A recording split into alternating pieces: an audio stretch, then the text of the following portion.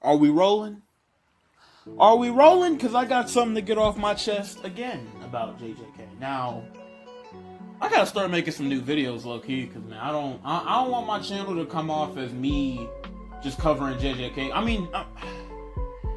I don't want my channel to come off as me only covering JJK content. I mean, there's other shit that I want to cover. Like, I plan on making a video about why Mob Psycho is one of the greatest shows to ever exist, and why you should go out and watch Mob Psycho if you're at a young age, like around the age of, I don't know, like a teenager, you know, just so like Mob and, you know, the greatness of one can really set you straight like it has for me. But, you know, there's other stuff I want to cover, like Demon Slayer, Mob Psycho, maybe some Attack on Titan again. I was planning on doing an Attack on Titan rewatch, honestly, and me kind of covering like the different seasons possibly, or I could probably make a tier list, you know. Got to get out the old computer. But we're not here for any of that today. We are here to address the fumbling of Yuji and Mahito. Now, I wanted to wait. I really wanted to wait, but I really want to get this off my chest as much as I can, because as each passing day goes on, the more I think not only about how much, well, actually, no, only about how much Yuji and Mahito were fumbled as a rivalry. And I don't mean the whole rivalry, of course. Like, as I stated before on this channel in some of my past videos, the Yuji Mahito dynamic is possibly my favorite thing about JJK, and is really the point where I actually start to invest myself as a fan into the show. But as I say with a lot of things, especially when it comes to certain TV shows and movies and even some wrestling matches, I am a wrestling fan, how you start something should be as strong as how you finish it. And for example, and I kind of related this dynamic to Yuji and Mahito, the Levi Zeke dynamic. Now this dynamic is pretty different. You know, Levi just cleaned the dog shit out of Levi more than any of us anticipated before we actually seen the fight happen. But this is a rivalry that is, I would say, perfectly done. From the many ways that they both really kind of, how Zeke outsmarts Levi and how Levi just outpowers him completely, no matter how many scenarios Zeke can come up with. In the first fight, in the first round, you know, it was a complete wipeout because, you know, like long distance, Zeke obviously has the advantage, but when it comes to close combat, Levi is an absolute beast. And that is one of the Beast Titan's strengths, honestly, when it comes to Titan on Titan battles, perhaps. Well, not Titan on Titan battles, but, you know, just for somebody like Levi, perhaps. And maybe Mikasa too. And then, so the first round, Levi just completely wipes him off this planet. Second fight, Zeke actually starts to outsmart Levi.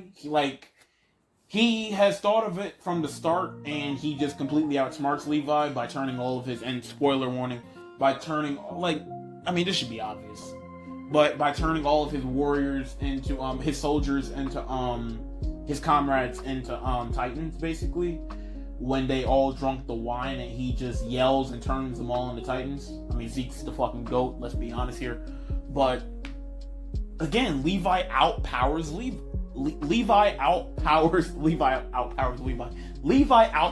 Zeke again, and this time with Thunder Spears. And I feel like here, without blades, like, cause Zeke kind of saw him coming, like, and this is where Levi had to kind of drum up some strategy here. He actually had to really think here. And I'm not saying he didn't think in the first round, but here's where he really had to think even more. Because this time he had, not only did he have Thunder Spears, but Zeke saw him coming, so he had to kind of outmaneuver him, and he kind of had to outweigh him, and that's what he did. And then, you know, he beat Zeke again. And then the third confrontation they have, well, then the cart exploded, the horse and all that, and then Zeke comes back to life. Levi is in a less powered state, which I do like the fact that they weaken Levi. And in the end, after a talk with Armin, which I honestly forgot what the fuck they were talking about because I haven't read the manga in so long, Zeke finally conjures up the spirit to accept his fate and accept his death and accept all the sins that he's committed, basically. And it was such a beautiful moment. And my point for going over all of this, and I kind of went over it longer than I actually wanted to, but that's just the beauty of Attack on Titan for you, and me being a fan of the show. But the point being is, this entire dynamic was so perfectly done. And this is another thing that, the Attack on Titan jerk-off circle, like the people who only want to talk about the ending, they never really bring this up because they only want to think about the ending. But they never bring this up because their dynamic together was so perfect in the opposing ideals between each other. And me bringing this up is basically the same about saying the same thing with Mahito and Yuji. The build-up in their rivalry was perfect. Their first confrontation was perfect. With, let me see if I can think completely. So basically, the Mahito arc, I guess you could call it. I forgot what else. Or Ideal Transfiguration arc or something. I forgot. I think that's the name of the episode, but yeah, I forgot. So basically, just to go over, Junpei and Yuji, they both together, and Yuji has to get in touch with Junpei because I forgot the reason. I think either because he's cursed or because he was a part of that. They're doing that mission where Junpei saw Mahito at that movie theater and he wanted to get some answers out of him. And yeah, that's all I basically know. So Mahito is walking down the stairway. Yuji's having a heart-to-heart with Junpei because he just found out his mom died and he wanted to take out all of his anger on the students because he thought somebody there killed his mom because of how much the students there hate him, which makes sense. And then while they're having a heart-to-heart conversation, because at first they were fighting and Yuji was evading Junpei's attack, but at the end, the violence in and of itself was pointless. They're both friends in a way, not friends because, again, more quick writing, but, they're friends, basically. And so then they start talking like, rational people do instead of fighting like fucking idiots.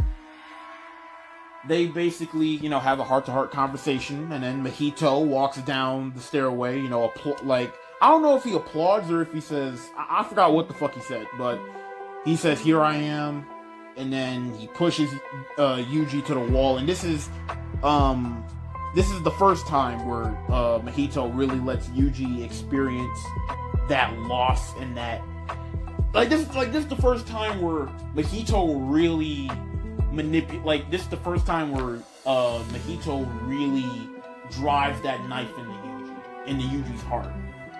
And then he kills Junpei. Well, he didn't kill Junpei, but he turns Junpei into a curse, basically. And Sukuna, of course, adds on to it because he's a prick too. And then they both laugh, and then Yuji finally comes to the realization that they're curses and that they're different from humans, and etc., etc. So then they start the fight. Yuji gets a couple of shots on Mahito, but ultimately Mahito, of course, logically is more powerful than Yuji because of his regenerative abilities and his creativity. But Nanami gets there. He helps to fight off Mahito and Yuji. Then Mahito in the heat, and this is what I love about Mahito. He learns as he fights. It's like he's a true warrior, except times 2 or 10. He learns as he goes, and he gets better and better and better. Even in like a 2-on-1 situation, the guy just gets better and better and better through like the experience, And that's the one thing that he loves. He loves to learn, basically. Don't cut off on me now. So then Mahito gets his first domain expansion. Sukuna like a fucking badass. Mind you, this nigga Sukuna, the whole arc is just sitting on the goddamn throne. This man I was gonna say he didn't lift a finger, but he lifted a finger to do I think what was it? I think it was dismantle. Probably not cleave, because I heard that he starts to do cleave in season 2 when he gets stronger or some shit like that. I forgot. But he dismantles he slashes Mahito's shoulder. Whatever the fuck. I don't even know. He slashes Mahito's shoulder, one slash, and then Mahito is automatically disabled, and he can't really do a domain expansion, and he's used up all his cursed energy, so then he's backed up into a corner, and he runs away. So, Yuji, of course, is hurt and doesn't have the strength or the energy to go after Mahito in the moment, and this, in and of itself, changes Yuji. It changes him mentally, and it really ties back into a conversation that Yuji and Junpei had together, where Junpei asked him, have you ever killed anybody? And then Yuji says, no. And then Junpei says, well, you're gonna have to kill somebody eventually. And then Yuji brings up the fact that I forgot, it was such a great explanation for why he doesn't kill people or kill curses, or why he's afraid to. And he says that he thinks that the point of, he says if he starts killing, he'll lose his thought of reason for, I fucking forgot, damn it, it was such a good reason, I forgot, but he says if he starts killing, that scares him, he doesn't want to turn into a monster or something like that. So that basically sets the foundation for this arc, and Yuji, of course, enraged, and then he says that he's gonna kill Mahito, and that in and of itself is now the driving force for Yuji. He wants to basically kill Mahito and all of his comrades, and that is, not only does Yuji now have the goal for wanting to have people have a well-deserved death, or, you know, to be surrounded by those who love him, or how many other things that Wasuke told Yuji before he dies. But so basically now, Yuji now has another goal through his anger, that he has to stop Mahito, that he has to kill Mahito. And at this point, I don't think he's ready to. And this is the beautiful part about it. We'll get to it. We'll get to it, and I'll explain why. Right now, I want to build it up. I want to really build it up so people can really feel my thoughts and frustrations on how Gege really ended their rivalry together. So, basically, going through the. I don't want to talk about the Kyoto and Death Painting, because that's just build up for their next eventual encounter. So this is, oh man, Shibuya arc. So this is around the time where Yuji basically, he is fucking gone, man. Like, he is lost in his thoughts, and he's done, honestly, man. Like, he's really fucking done, and he comes to terms with the fact of what Sukuna has done and how many people he's killed, and how he was just having fun and just, you know, in the heat of battle, while Yuji was watching everything Sukuna was doing, and he was suffering. He's seen Sukuna kill the twins. He's seen... Well, let me go back a bit. Again, I'm sorry. But... So Yuji... First Yuji is incapacitated by Choso, because Yuji lost the fight to Choso. And then... Basically, he found out by the twins, and the twins put a finger into Yuji, so that way Sukuna could, you know, hypothetically help them out and kill Geto, you know, or pseudo Geto, you know, the fake, aka Kenjaku, or Brain Kun, if you want to call him, whatever fits your bill. And then basically, dang, I lost my train of thought. Okay, so then Jogo shows up like a fucking badass, just burns, just blows away the twins effortlessly. I love Jogo. Blows away the twins, explode, like burns them to a crisp. They take a picture before, so that way they could kind of resurrect themselves. And then, what next? So Jogo does that. He puts like 10 fingers. What was it, like 10 or 15? I forgot. I think it was like, no, he has like, I think like 15 or something fingers. I think it's around 15 fingers in him right now, because I don't want to get too lost. Okay, I don't want to get too lost. I want to count. So basically, I think Jogo gave him around like 8, 9, or 10 fingers or something like that. He gave him a lot of fingers, so that way Yuji's body in and of itself won't be able to really catch up with how Sukuna is adapting right now to his, you know, his strength, basically, you know, his strength returning to him. And then the twins resurrect themselves. Jogo goes to try and burn him again.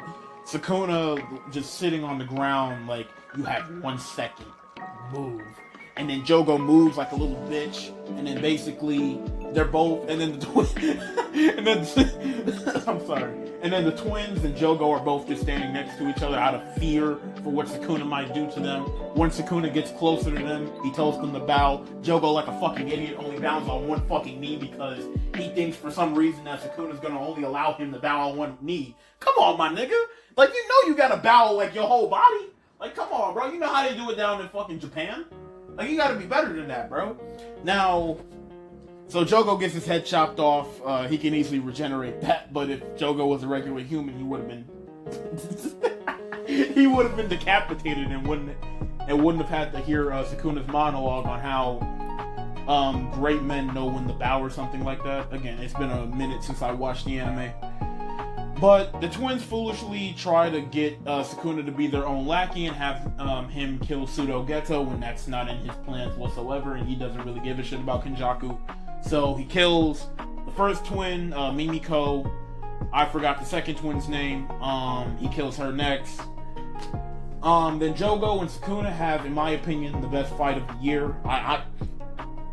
For me now, there are elements about the Jogo fight that I love about the Mahoraga fight, but I don't want to go too off topic now. I just love the Sukuna fight. I just love the Jogo fight more.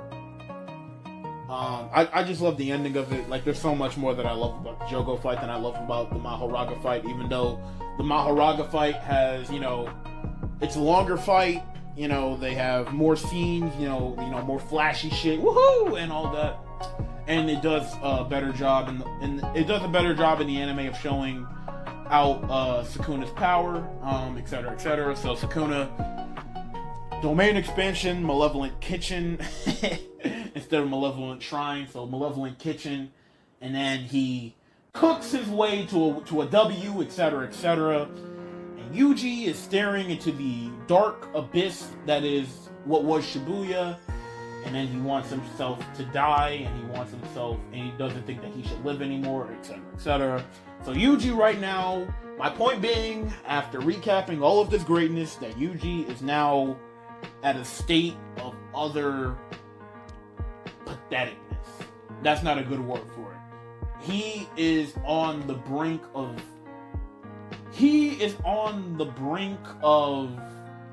jumping off the edge, basically.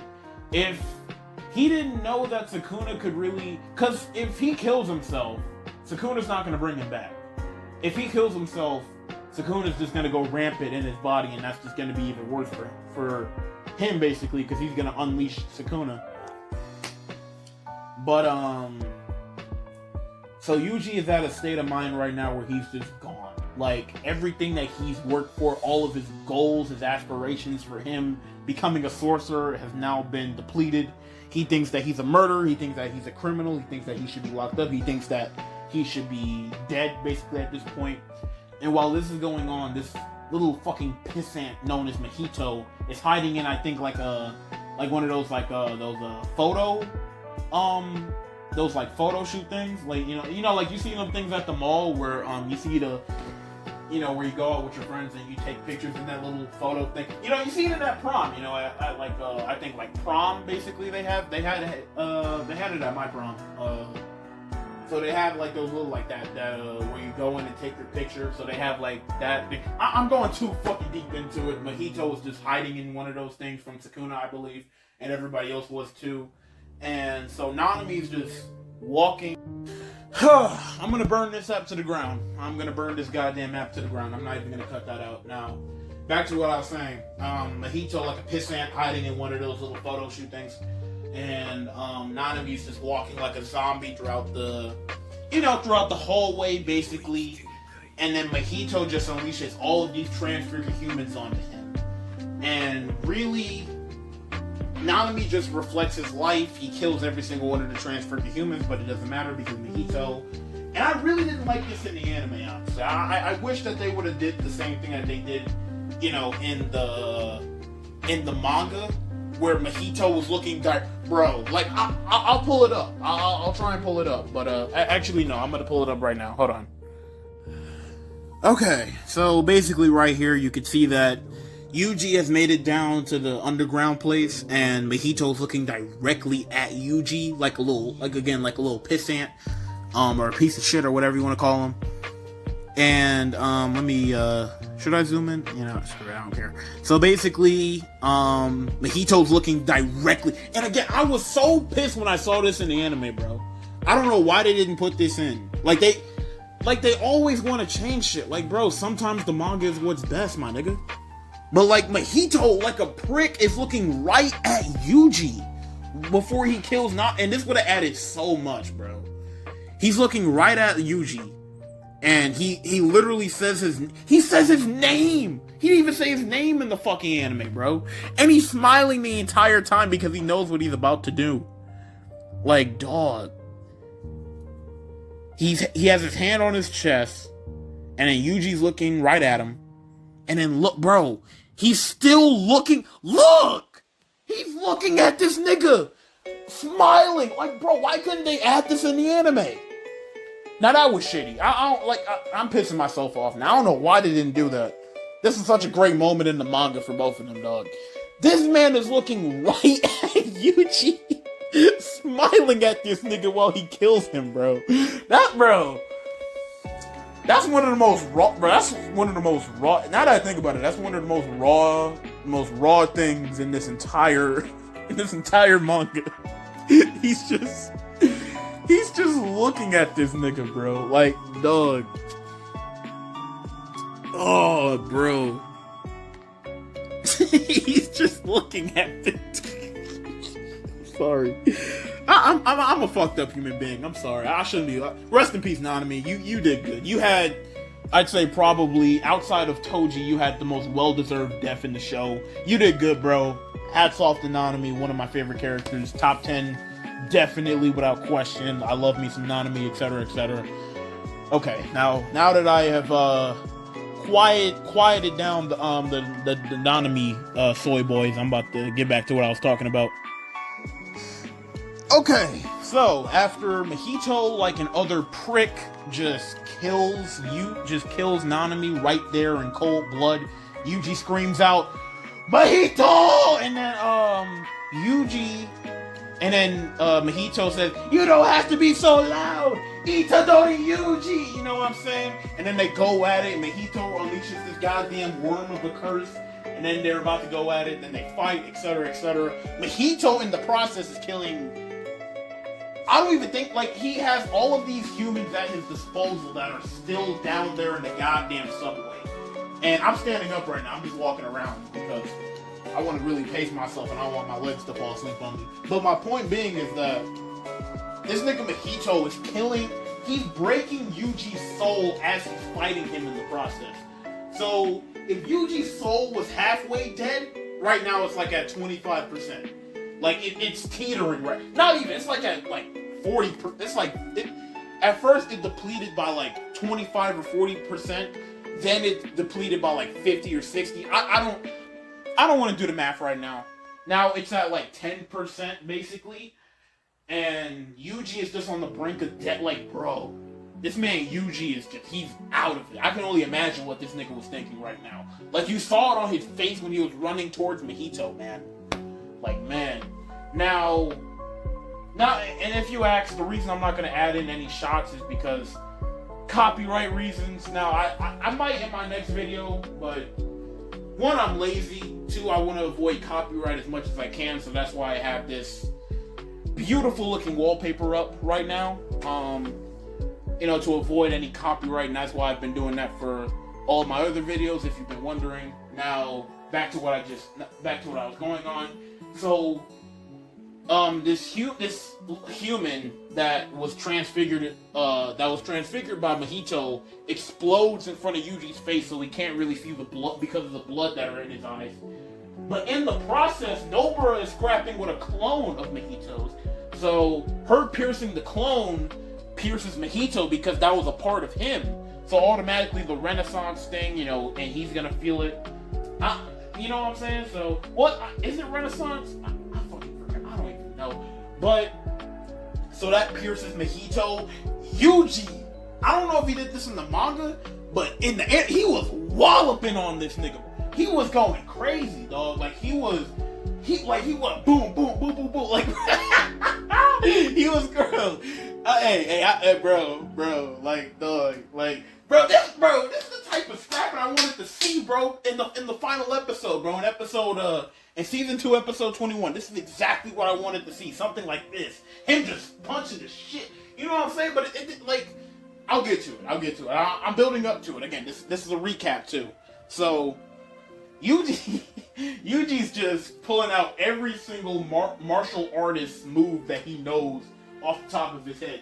Not even off the top of his head. Through his body language, bro. He's just going crazy. He's punching this nigga. He's pulling out all of these, like, bro. And then in the process, he thanks Nobara. Of course, that's a precursor for what's about to happen. And then about 30 seconds later, probably, Mahito splits up into little clones. Yuji picks the wrong clone or doll or whatever. Mahito runs deeper into the subway. He joins back up with his clone, and then, what happened? They split up. Well, they don't split up. They run past each other, and the real Mahito touches Nobara on the face. Her head explodes. We've all seen the her eye pops out. I'm sorry, her eye pops out. I know all the JJK apologists are gonna correct me. Her eye pops out basically, and she's just on the ground looking dead as shit. And Yuji's done. Yuji, he's like me when it comes to a 7-hour shift at Amazon, bro. This nigga's clocked out. He's done with society. He is on his way to the gulag. He is depleted. He is done. So now Yuji is on the brink of death, basically. Mahito's just walloping this nigga all across the goddamn subway. He's grabbing him by the hoodie. He's tossing him down. Before that, he hit a black flash. And then he pulls him back and throws him on the wall. And then basically, while he's talking shit and giving, again, one of, like, the second best speech of the arc. Well, you could argue the best speech, to be honest with you. Like, it was a great fucking speech about war and how basically this isn't a fight, for one to exercise the other. This is a fight of beliefs, basically, and who ideals are right. and while this nigga is cutting the promo of the year, the speech of the year, the Declaration of Independence speech of the year, he's just throwing Yuji all around the subway. He's going crazy. He's tossing and turning. He's grabbing him by the hoodie. He's slamming him down on the concrete, like I was saying before. Then what happened? And then he throws him on the wall. And then he's still talking. He's still going on about the Declaration of Independence. You know what I'm saying? He pushes his head into the wall, and then he's just going crazy, just boom, boom, boom. You know what I'm saying, bro? And then while he's pushing his head towards the wall, at this point, low key, I think Yuji's head has to be as strong as Tanjiro's, because this nigga, he got pierced by Todo, and then he got pierced by Mahito in the head. Like, bro, this man has to have some sort of head resilience, like Tanjiro does. Now, anyway, back to the recap. Now, so Yuji is done mentally and physically. He's beat the fuck up. He can't move. He can't fight. He can't even think straight at this point. He's blaming all of these deaths on him. Even the deaths by Mahito, he's blaming himself for not being strong enough, for not having, the strength like Gojo does. Like he is tossing and turning himself, not only physically but mentally. He is done. He has evaporated all of his will to live at this point. And before Yuji is about to get sent to the gulag, Todo shows up. And again, like I said, like, you could say that the Mahito speech was the best speech, but Todo, he has another speech, to be honest with you. He has another speech. And one thing that Gege does really well, honestly, bro, is these fucking speeches. Like you can really feel these characters talking from the soul. And from where they're at, you know, in this current fight, it makes sense. You know what I'm saying? So, sorry, excuse me. Mahito cuts the promo of the year, then Todo cut another great promo. Yuji, before that, he is on the ground crying like a bitch, like I said before earlier. He's done. He's done, basically. He's done. If the audio's getting a little bit lower, that's because I'm going to get water. But he's done, bro. The guy is done. The guy is done, basically, dog.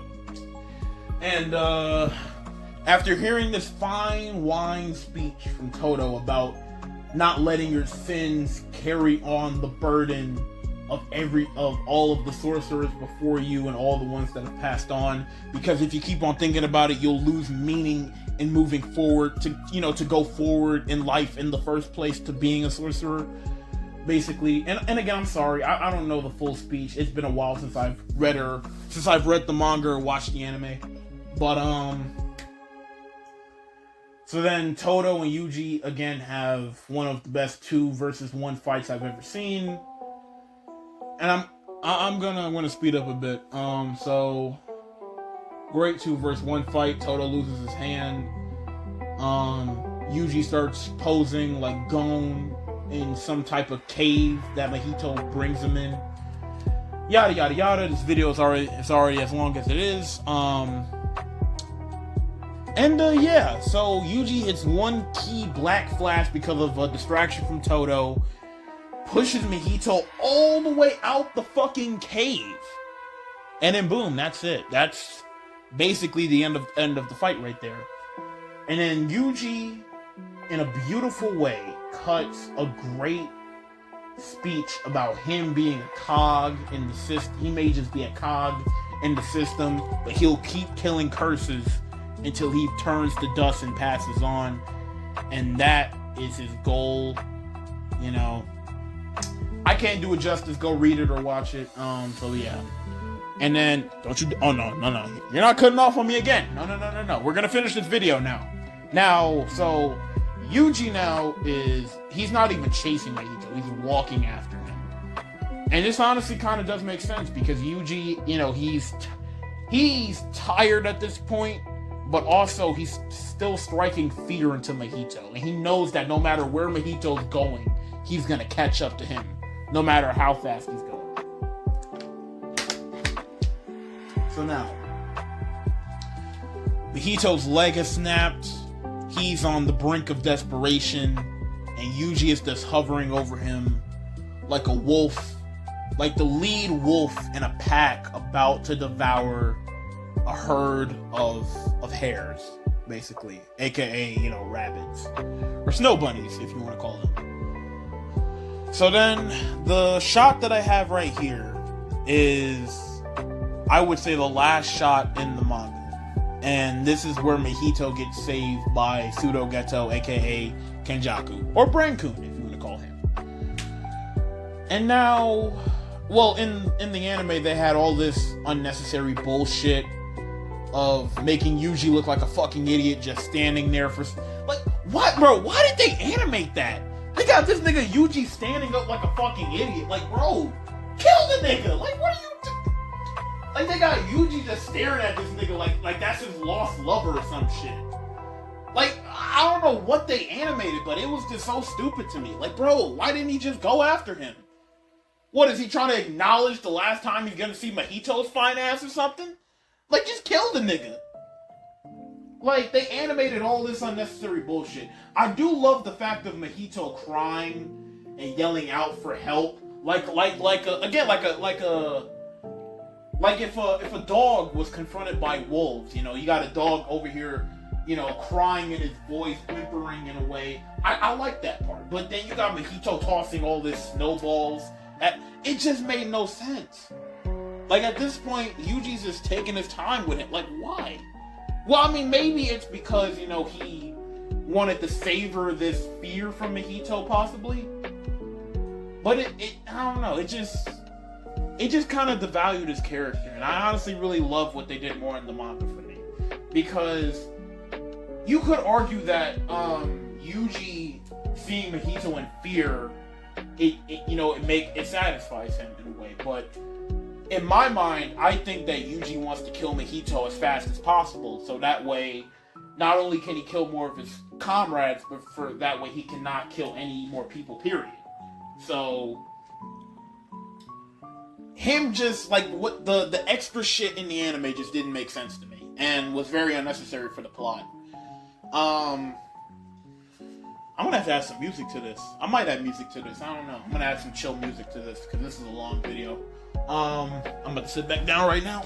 So basically, this is the point where Gege doesn't kill Yuji off. And let me finally explain why. I'm gonna have some little time cards in the video for if you wanna watch the recap. If not, you could just always come to my explanation. Or rant or whatever for why Yuji should have killed Mahito. And here's how I would have did it first. First, I'm going to explain how I would have done it. Then I'm going to explain why this is the fumbling on Gege's behalf. So, first, I would have had Yuji beat Mahito to a pulp. I would have had him probably punch Mahito everywhere on his body. I would have had him beating him like Donkey Kong would beat Mario in the game. Just pummel him, like both hands just coming up like this, then boom, just slamming him on the chest. You know what I'm saying? God, I'm starting to lose my voice right now because I'm so excited.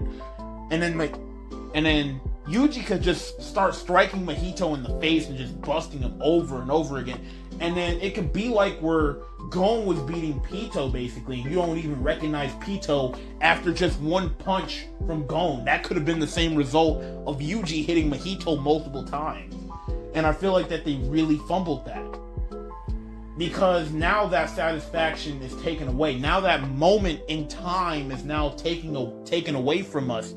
Because you want to see this nigga suffer for God knows whatever reason. You hate this nigga Yuji for whatever reason. Would it have been so bad to give Yuji this moment? Yuji killing Sukuna will not size up to this moment. Everything that Mahito has done to break Yuji's soul will not equal everything that Sukuna does for Yuji. And it's a damn shame. It's a damn fucking shame. Like, bro, you can't be fumbling shit like this, man. This is a moment that manga readers have waited on for possibly a year or two to see Mahito finally get his comeuppance against Yuji. Now they see this shit and they're like, what the fuck? Like, I read all of this for this? Now, we've seen anime where the message is where violence is not the way. Where violence isn't the way, and to end violence, you have to stop the violence, etc., etc.